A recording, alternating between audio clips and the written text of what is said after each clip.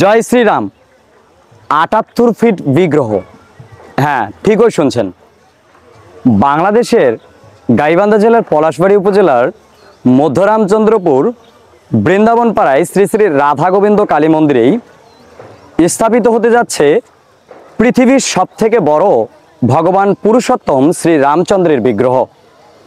এটির অবস্থান রাধা গোবিন্দ কালী মন্দিরের ঠিক দক্ষিণ পার্শ্ব তথা হনুমানজির যে বিগ্রহটি দেখতে পাচ্ছি ঠিক তার ডান পার্শ্বে ভগবান শ্রী রামচন্দ্রের বিগ্রহের যে কার্যক্রম সেটি বর্তমানে শুরু হয়ে গেছে, আমরা এটি দেখতে পাচ্ছি।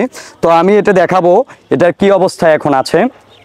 তো এই হচ্ছে আমাদের সেই স্থান যেটি প্রতিষ্ঠিত হতে যাচ্ছে বিশ্বের সবথেকে বড় ভগবান পুরুষোত্তম শ্রী রামচন্দ্রের বিগ্রহ।